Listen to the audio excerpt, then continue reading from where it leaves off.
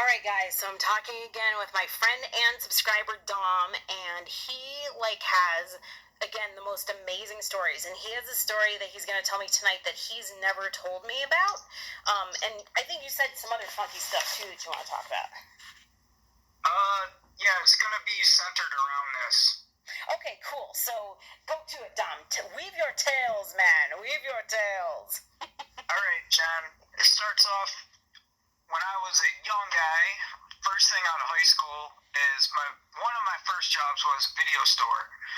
And the very first thing is when I just got hired, the first thing I noticed that stood out to me at this place, and I was vocal about it, and it bugged me. I thought it was weird. I'm not a shy guy. I'm like, why do they have a Shazam tape and then a Kazaam DVD right around the corner that's pretty much the same exact thing? Wow, yeah. I don't know, and I'm like, why would they make two movies that are almost have the same name, the same box cover almost, and the only difference is one little letter in his shack. Why did they do that? And people would just shrug, the coworkers, and then we hired a new guy.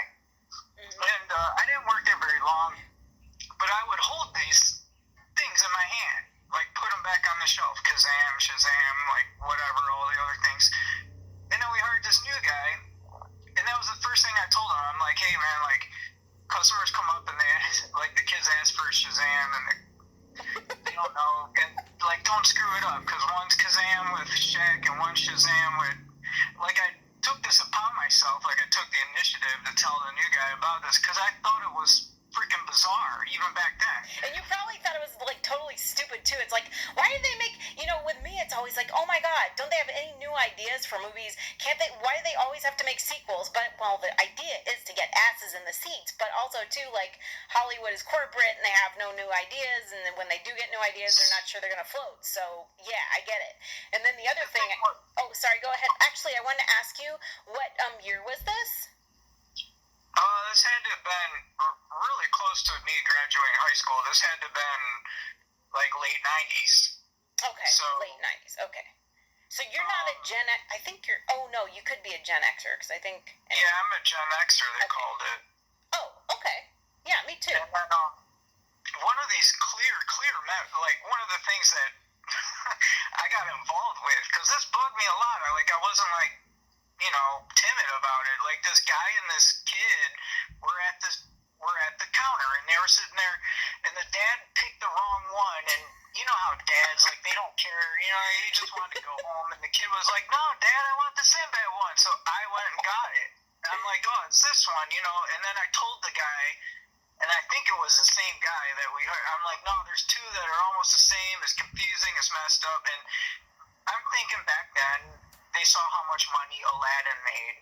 So a lot of companies were trying to jump on this genie in a bottle, Middle Eastern, thing. So they were copying it. Now, I was shocked to, everyone else when they hear about it. No, there's no such thing as a sham. I'm like, well, I worked at video store. I held the thing in my hand. I saw it 1,000 times. I had conversations about. I know that there was this movie called Shazam. I'm like, if there was a legal problem and they're trying to get rid of it, I could understand that. But people are like that tape 138. So if people don't. But also too, I did have an observation. I don't mean to cut you off, but it's kind of in a way they were doing that a lot in the 90s, because you notice it was they had A Bug's Life, and then they had Ants. And then it was DreamWorks and either Disney or something. But do you remember that in the 90s? It seemed there were two. The Ants, Bugs Life. I'm like, well, maybe one of those are going to disappear too. Yeah. So keep track of this stuff.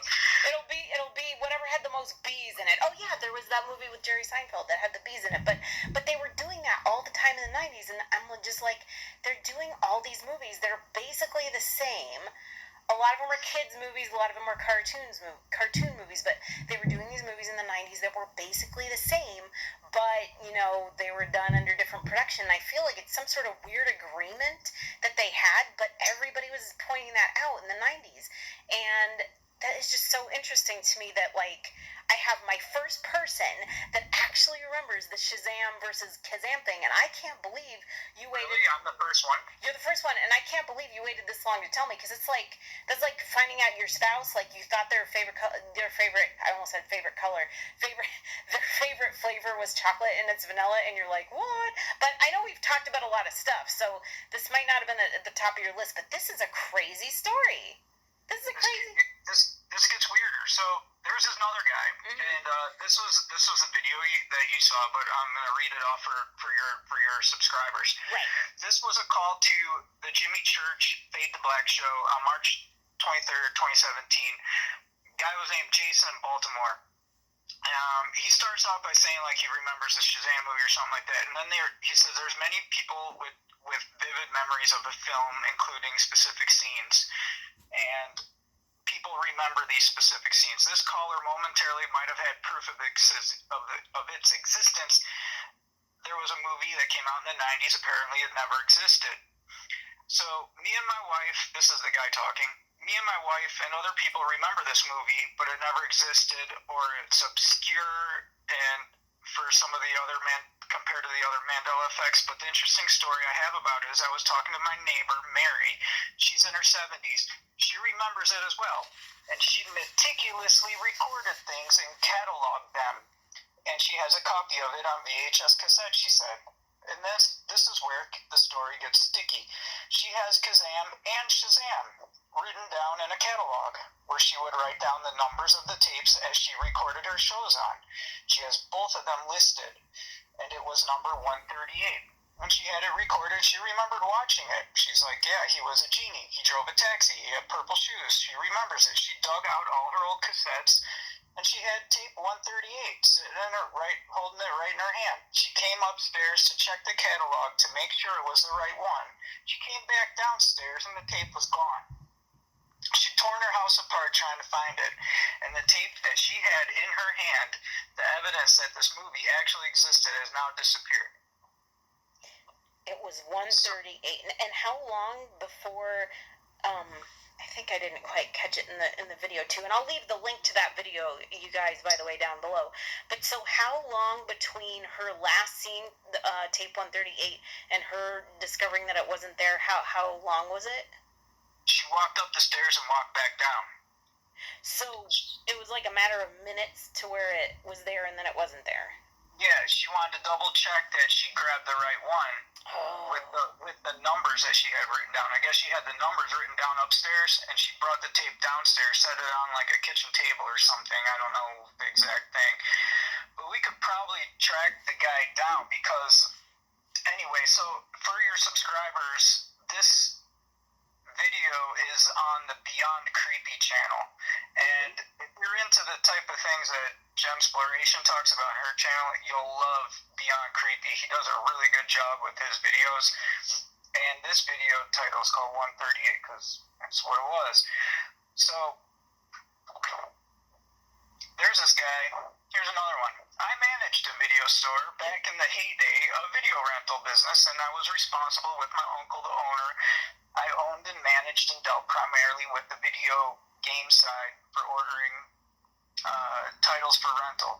I took it upon myself to order 2 copies of this Sinbad Genie movie without consulting him first, because they were such a great deal at half a price of normal release in 1994, I guess. In fact, I ordered the second one in a bundle with another movie, which I think it might have been The Invisible Mom. Invisible Mom? Who was in that? I guess D. Wallace Stone was. Oh, D. I know D. I've interviewed D. She's really sweet, but that's so weird because I don't remember that movie, and that's bizarre because I've written articles about her and I've interviewed her, and it's so cool because she always remembers me every time she sees me. Which, well, actually, I guess if you spend 2 hours with a person, they're gonna remember you. But she's always so sweet, and it's so weird because I thought I knew like all of her movies because I was a big fan of E.T. and every time I saw her in a movie, I was like, oh, it's D. But that's weird. This is the first time I'm hearing of Invisible Mom, so that's really strange. I'm gonna have to look that up. Yeah.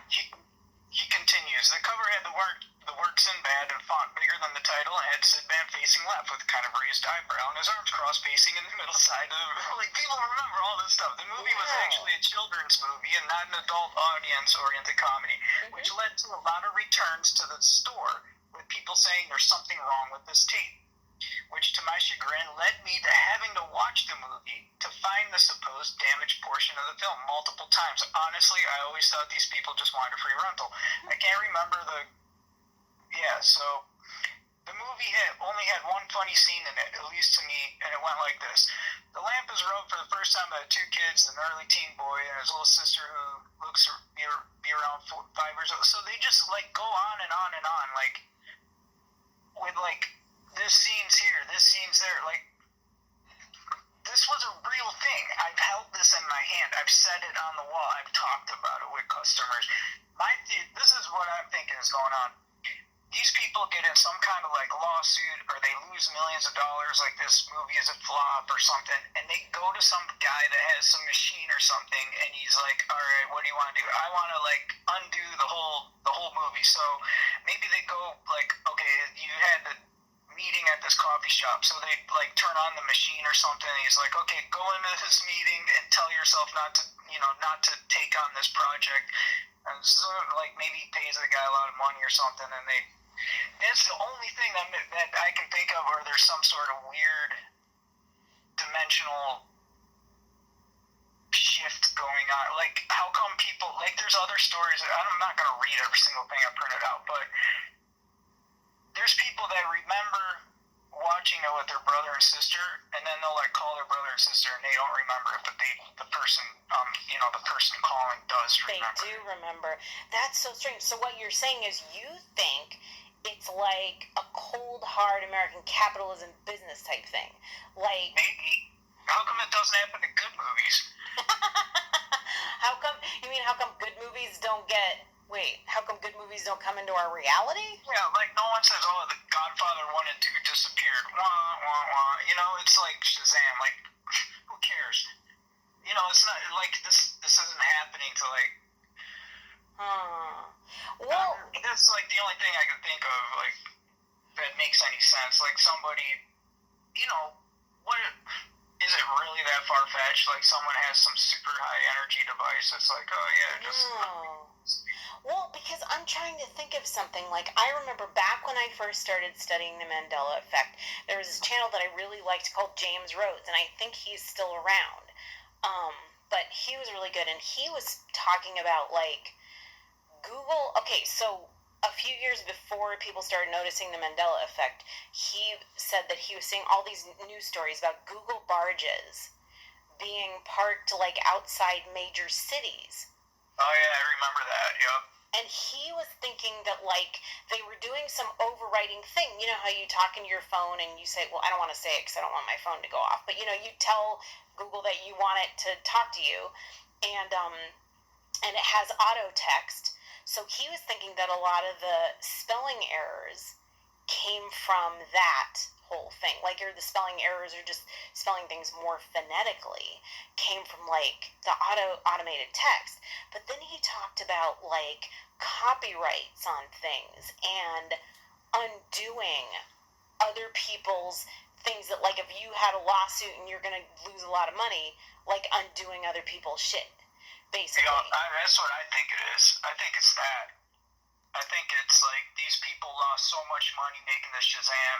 Sinbad didn't like us, and maybe even Sinbad doesn't even remember doing it. Maybe when you make the deal, you don't even remember doing it. You know, like make it so this never happened, type of thing. And that sounds like a Sinbad movie. That sounds like his fourth wish. It's like, make this so the audience and I never remember it.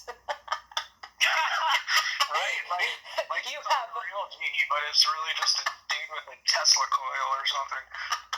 You have one more wish. I lied. There's actually 4 wishes in this reality. You get the 4th. Yeah, so he really is a genie.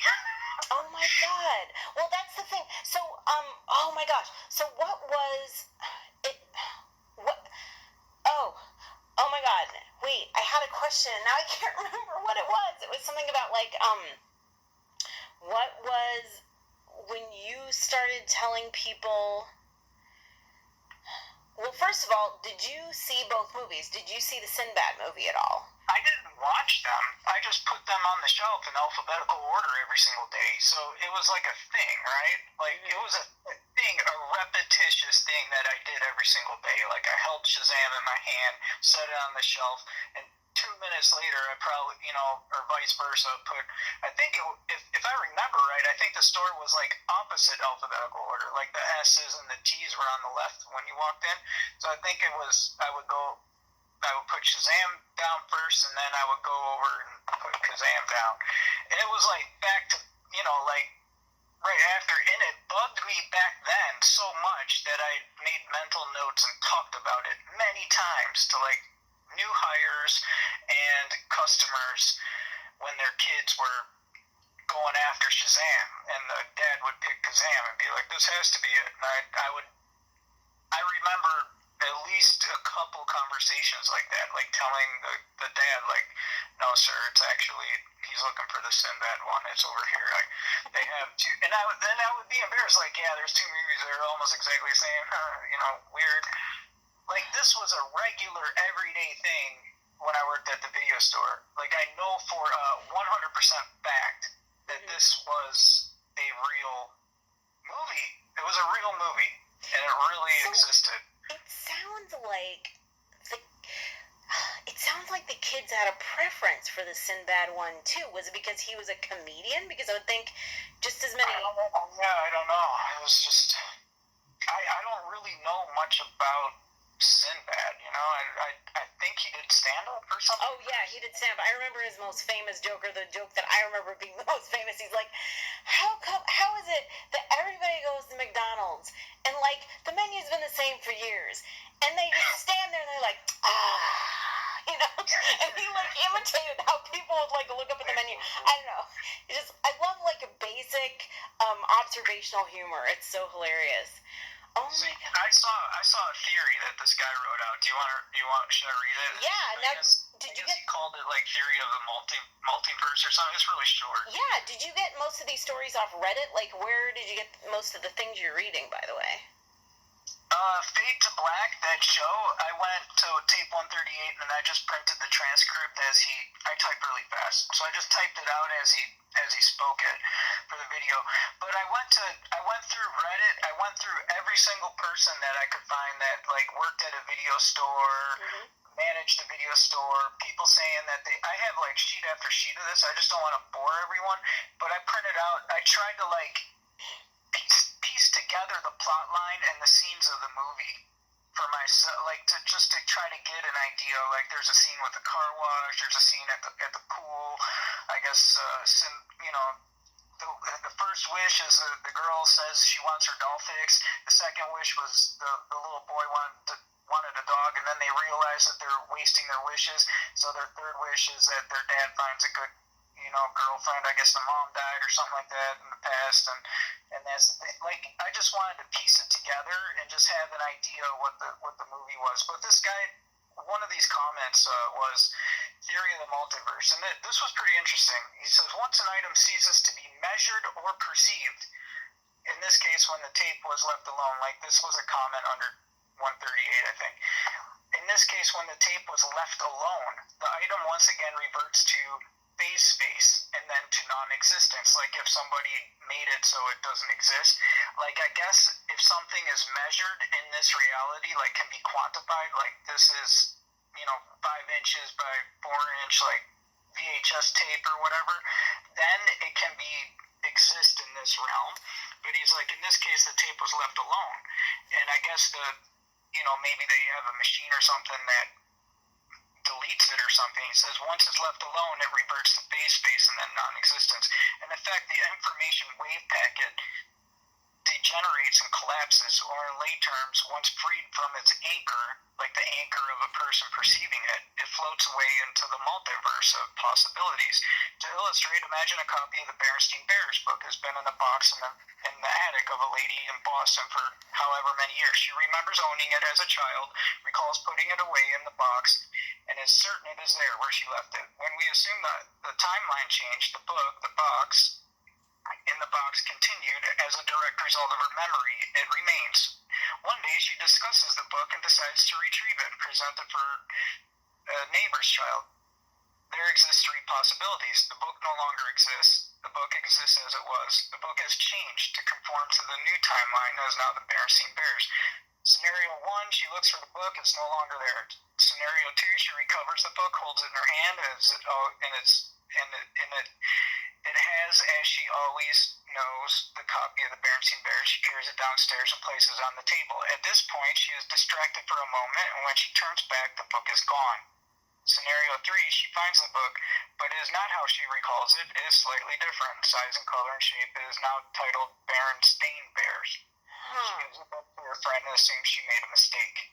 That's like... misremembered. She just misremembered it.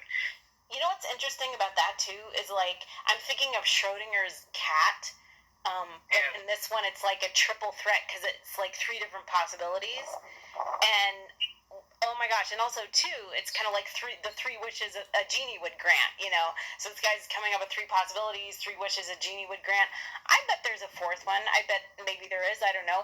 The other thing I thought was interesting, and this probably has nothing to do with anything, but in the Sinbad movie, like, the three wishes the kids invoke all start with the letter D. Doll, dog, dad, which is interesting. And D is... Let's see, D equals number 4 in numerology, which is all about teaching and learning. I don't know, I'm just trying to find associations, but I'm not finding any at the moment. But it's really interesting, too, though, because, that scenario, the scenario you're talking about, like we discussed, fits in perfect with 90s and the 90s filmmaking. Just like how they had DreamWorks versus, that other cartoon company, I can't remember. But it fits in Pixar, that's it. Like, it fits in perfectly. I wonder do we know who made the Kazaam versus Shazam movies? Do we know which? I'm sure we could look up the Shazam movie, which movie company made that. I don't know if you can even find that information anymore. Oh, wait, Kazaam. Well, I'm sure we can find the one that still exists in this reality. Oh, which Shaq? Yeah. I always forget which is which. Kazaam. Oh, wait. Yeah, Kazaam was Shaq. Shazam is the one that supposedly doesn't exist anymore. Yeah. But, people know the actors in it. Isn't that weird? So, this is another lady. She starts off by saying, please don't even bring Shaq movie into this. I can't emphasize enough that it has nothing to do with it. She knows the difference. I remember her family renting the movie from Blockbuster just a few months after seeing Aliens for breakfast. I first noticed that the movie was missing around 2003 after hearing Jonathan Brandis hung himself, and I wanted to watch it again because she remembered that Jonathan Brandis was was the boy that wished for the dog to come back, or the dog to have a dog. And I guess he hung himself. Isn't that even crazier? That's crazier, right? So he hung himself, and she wanted to watch it again, only to find out it's been disappeared. Oh my blah, God. Blah, blah. She goes on and on. Another lady's saying, one of her friends at work was like, can you name a movie that Sinbad played in the 90s? And she goes, yeah, Shazam. He played a genie. And then she says her eyes lit up like I told her the secret of the universe. She responded, are you sure you're not thinking of? And I cut her off before she could even finish. Yes, I'm not confusing it with Kazaam. I know the difference. And then she goes, well, what if I told you the movie never? And she was like, she starts saying how much she remembered watching it, blah blah blah, and there's a bunch of these. People know that this was. So it's not just me, my God, I worked at a video store. This was a thing. It was a hot thing back then. People wanted to see Sinbad, He was in his prime. I didn't pay much attention to that stuff. I was into music and all that, I was just working there for a part-time job. But it's it's just a weird thing, It's just weird. And I don't know what made me dig this out today or yesterday or whatever. That's so interesting. Wait, so was Ben Savage in Aliens for Breakfast? I don't know what Aliens for Breakfast is. Oh, okay. So because that's weird. I haven't heard of that either. But although it looks like the guy on the poster of it looks like, oh, that's so weird. It looks like Sinbad. Aliens for Breakfast. Sinbad plays Ari, an alien who comes to Earth in a cereal box in order to warn a kid about an imminent alien invasion. So that's another Sinbad movie? Yeah. Wow. So that's why she brought it up. I didn't even know. But that's bonkers. That's like the main story. I mean, if I find anything else like super interesting, I'll let you know. But I mean, I got like 10 pages of this stuff. That is so weird. And this IMDb, the movie. The weird thing is people claim that the IMDb for Shazam stayed online for a long time after the supposed disappearance. People have screenshot. I mean, anybody can say it's fake at this point, but people swear that for like a little bit, I guess like, I don't know, maybe weeks or months, like the IMDb was there. And well, this is a movie I've never heard of, again, like I said, but it came out in 1994 when you said Shazam came out, which is weird. I mean, he might have been mistaken about that exact year, because if I remember right... Because Kazaam came out in 96 is what it says. Yeah, that's what I think. I think he might have been, or maybe video stores had, like, early option to order or something, maybe, but I doubt it. I think he might be, because that was he probably said it was 1994, but I think he meant. But now here's been a little off. Here's something interesting. Okay, because on IMDb, I'm looking up Aliens for Breakfast. It's like there's precious little information about this, like very, very little. But there's one comment that I see here. It says, and it's by somebody named Shazam, or maybe that's the subject matter. I don't know, but it says, "This used to be Shazam. I might have been on the turnip truck, but I was the one driving it."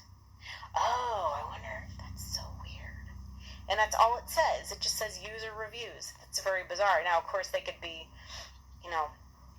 joking about it or whatnot, but that's so strange. And then, what's the turnip truck mean?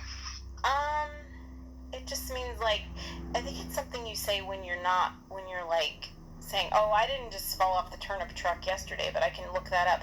Now, here's an interesting one. So there was Meteor Man, which was Robert Townsend, because I'm looking at their movie recommendations under Aliens for Breakfast. So there's Meteor Man and then House Guest, which now I'm remembering, Sinbad was definitely in that. He actually did do kind of more movies than I'm remembering in the 90s, but I do remember House Guest. It's so weird that I don't remember Aliens for Breakfast, unless Aliens for Breakfast was not a very popular or big movie, but it seems like it would be, because it seems like a lot of kids would have really liked to have seen that. So Sinbad stars with Phil Hartman, and Phil Hartman also died. Do you remember Phil Hartman, his wife? Yeah. That's strange. I mean, I don't want to try and, turn this into a morbid, themed conversation, but that's, so strange. So now, okay, so Sinbad was also in Necessary Roughness. He was in, because I'm looking at all these other movies. I remember a lot of them, and then there are some others that I don't. So, I mean, it's fair to say that Aliens for Breakfast might not have been one that, because we're not going to remember all the movies, but that's really, really interesting. Have you talked to other people that worked in video stores around that time, and did they remember it? I have not. I haven't talked to anybody. I did try to contact the person that had the Tape 138 story. And so far, no one wrote me back. But the reason that the guy that owned the video store said people were returning it, because he said during the scene people thought something was wrong with the tape. But he said during the scene, a film technique that was similar that was used in The Gods Must Be Crazy, where it's sped up intentionally to make things look more cartoon-like and funny, but it ended up just looking stupid and lame. And he says, and this is where they like a flying carpet appears and knocks everybody into the swimming pool, and I think like there's a mean boss guy that's that's why people were bringing it back to the video store, and that's why that guy was forced to watch the whole thing, and that's how he remembers it. And he remembers like pretty much the whole movie. Like he lists it out, and you can find this on Reddit. Like he lists out like all the scenes, and he remembers everything. And then he remembers like that's one of the last scenes, and that's what people thought there was something wrong with, like the tape was speeding up, and it didn't work. Like the movie, like the director didn't edit it in a way to make it funny, and people just thought it was a messed up scene. That's weird too, because when you think of like a regular Hollywood movie, like why would they be bringing it back for that? That was kind of what you would consider a special effect. So that means something about it was jacked, and Hollywood didn't do a very good job in editing, and they must have done a really crappy job with that. But something with that movie was jacked without it actually being a technical glitch with the actual tape, which is really weird. Like, I've never heard of people bringing a movie back thinking there was something wrong with a tape just for a badly edited or badly made special effect. Like, mostly they just dog it in reviews, you know? They would just dog it in reviews and be like, oh, God, that editing and that special effect was so stodgy, and they thought they were being so cool, but it was so lame. You know what I mean? Yeah, there's a lot of kids that really like that movie, though, and that's the thing. Like, I never, I wasn't a little kid back then, so I wouldn't know, but there's person after person I was like saying, me and my brother and sister watched it all the time, and this was one of my favorite movies growing up. Like, kids really liked it, and that's why it was, I guess it didn't really do good at the theaters and make a lot of money or something, but, at the video store, it was a thing. That's so weird, but then why would they need to sue? I don't know, but then why would there be legal contention? That's your, okay. That they, I'm just guessing, like, why would somebody want something to disappear off the face of the earth completely? And that's the only thing I could think of was, like, maybe it tanked. Maybe it was like that bad special effect, It's like, oh my God, that's so. Maybe that. Well, the kids I guess the adults are like, there's something wrong with it. Well, why wouldn't they just go back and change that up instead of erase the entire movie? I mean, if kids liked it so much, it sounded like it was doing really well in terms of rentals, I don't know. Maybe there was like a court battle that we don't know about. Well, it's probably the Kazaam people going after the Shazam people. You know what I mean? It's like somebody was probably more powerful over at Touchstone, because Touchstone Pictures was the one that did Kazaam. Touchstone probably, and Touchstone is pretty highfalutin, as they say. They probably just were like, screw this, and then got it. Well, isn't that just the most bizarre thing ever? Like, to me, this is like when Mandela effects get weird. Is this one for me, and that guy with that contest with the prize patrol, Ed McMahon. Oh my God! There's I'm still finding stuff about that, and here is my red flag moment, because Moneybag 73 had done a video about it. This was back in 2016. And I'm lying in my bed, and, I was just thinking about the whole Ed McMahon thing, and I sat bolt upright in bed, and I was like, I have to make a video about this, and because I remembered the phrase, Ed McMahon says I might have already won. Yeah. And the thing of it is that I had never heard of American Family Publishers or whatever. So I'm like, no, there was no such thing as American Family. That just I know. About nowhere, right? And there's so much reality residue for Ed McMahon working for Publishers Clearinghouse Sweepstakes. Now, what I ended up doing the next day when I made the video was I looked up that phrase. There are all kind of memes online. And not only that, I found out that American Family Publishers, they could not and did not pre-draw winners. So how the hell was that phrase? If Ed McMahon only worked for American Family Publishers but did not work for Publishers Clearinghouse Sweepstakes, how the hell is that phrase even in our lexicon? That Ed McMahon said I may have already won, because if you grew up, like, during the time that I think me and you grew up, there was no escaping the commercials for Publishers Clearinghouse. Yeah. They were rotational. Every single commercial break was a Publishers Clearinghouse commercial. Yeah. with the balloons and Ed McMahon going out. Like, there is no way on God's green earth that someone can say to me there's no such thing as Publishers Clearinghouse and Ed McMahon product. I mean, I've licked those, like, stamps and stuck them on there for my grandma growing up. You know what I mean? I held that envelope and, like, that. Those two things, like, this movie, like, actually holding it, and that Ed McMahon thing, like, my grandma telling me to, I don't know what it was. It had something to do with magazines or something, and, like, put it on there and send it in, and his little face, like, kind of looked like someone drew with a Sharpie on that tannish, orangish envelope, and it said, you might already be a winner, or something like that. Right. And and the article that I read said American Family Publishers could not legally do that. That was not in their contract of them drawing for prizes before anyone purchased.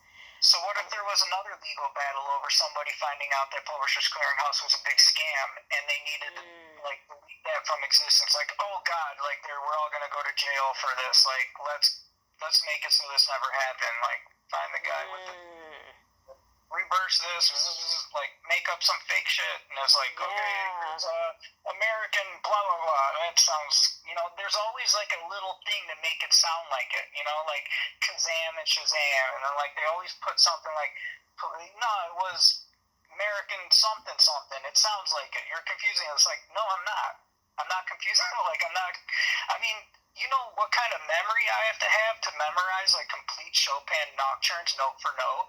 Like, I don't have a problem with memory, you know what I mean? Yeah. Like, I'm not going to forget a freaking movie that I held 15 times, and I remember, like, 4, 5, 6, 7 Chopin nocturnes note for note, completely by memory, no music. I mean, people can look at me playing there's no music on the piano. I know these things by heart. Like, I obviously have a memory that works. Like, I'm not going to forget a commercial that I've seen 10,000 times. Like, that would come up every time I wanted to watch G.I. Joe or the Ninja Turtles when I was growing up. But, like, it's so simplistic. It's like telling somebody that worked at a car lot for a year straight, like, looking at Hondas and Corvettes and stuff, that there's no such thing as a Honda or a Corvette. I gotta be like, no, I've driven a Corvette. Like, I've sold Hondas to people. I've talked to customers. Like, you can't tell me that, you know, like, that's how clear this stuff is. Yeah. It's like a joke almost. Like, yeah. Well, not only that, it's like, I remember the Publishers Clearinghouse Sweepstakes logo with the envelope and the open envelope behind it, and I remember Ed McMahon being, I remember Ed McMahon and sometimes Dick Clark's face being etched alongside those, because it's the same type of pencil drawing, but I can't find it online. Looks like someone drew with a Sharpie. Yeah, but let me just ask you this. Let's get back to the Shazam Kazam thing. Like, when you saw your first Mandela Effect video or read your first thing online about the Shazam versus Kazam Mandela Effect, what did you just, like, did memories flood you of your video store memories, and did you just jump up in your seat? That was the first thing. I just, like, shook my head. I'm like, that's totally insane. Like, there's no way that like, that was the first thing I thought of when I walked in that video store to work.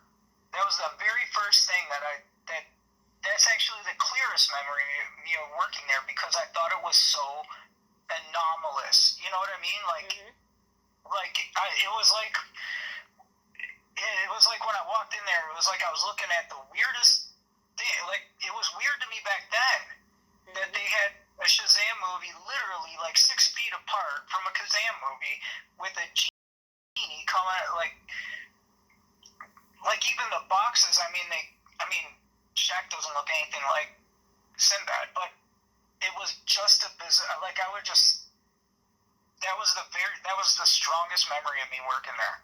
More so than the other employees, more so than the store or my manager. The clearest memory I had, because I thought it was the weirdest thing ever way back then. And then when this, like, thing came up, this Mandela Effect thing, I'm like, no effing way. Wait a minute. Like, it seemed like an anomaly back then to me, before the internet was even a big thing. I think email was just coming out, you know, back then. Oh my God. No one was talking about this stuff. Wait, This is so weird. Okay. This is so weird because I think you were going to tell me this story and you never did because I've been scrolling back to our texts and this came in Monday, November 18th, 2019. You said, "Hey Jen, when you get a chance, I got to tell you about when I worked at a video store in the late 90s. I'm old, I know. Actually, you're younger than I am. And the reason I know for a fact is that there was a Sinbad movie called Shazam." And I wrote back, "Oh my God, no way. I'm thinking another phone interview is in order and or perhaps I could try doing the live thing. Tomorrow night I'm free. How about you? Like 9 o'clock Central Time? Probably more like 10. That's fine. Tomorrow, yes. Okay, I also printed the text of a Fade to Black radio show call-in with serious weird story involving Shazam." And then you took a screenshot from IMDb that has Shazam listed, but it's listed as a TV movie. You know what I'm going to do? I'm going to take my own screenshot and add that to our video. So yeah, someone posted that. Like, I guess they said. Oh, okay.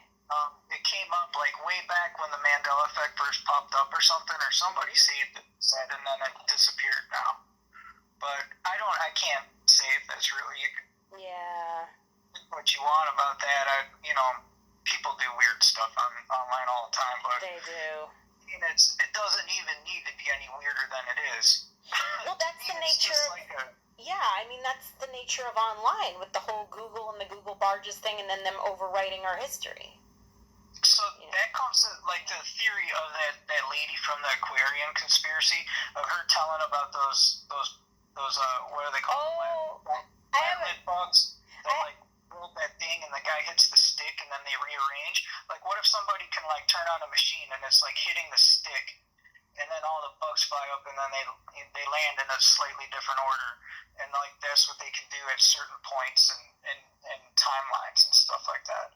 Oh my God, I still have to read it. I'm so sorry because I told you I was going to and I haven't read it yet, so I apologize for that. But like, I'm kind of finishing one thing. That's what I've been using this quarantine to do, is like read a lot of stuff that I have to catch up on. So, but the Aquarian conspiracy is like on the top of my list because I want to read what you talked about. But anyway, we're at like 42 minutes and 14 seconds, so... Wow, that went really fast. Yeah, well, time flies when you're talking about a fascinating thing. Maybe someday we'll figure out how to go live. You, me, and Earth Daughter. It could be a scene, man. Jeez. Yeah, I mean, I would, maybe next thing we could chat is the aquarium. I know. Again, I have a lot of weird stuff in there, like a professor called Bernstein. Oh my God. Okay, don't give too much away. Let's not do this now because I want to read it and it'll be good because then we'll have a lot of stuff. But anyway, cool. So I'll put it up and it'll be really interesting and we'll have more convos, as they say. All right, Chad. Yeah. Well, thanks for chatting with me about that. Absolutely, and thank you for imparting your wisdom as always.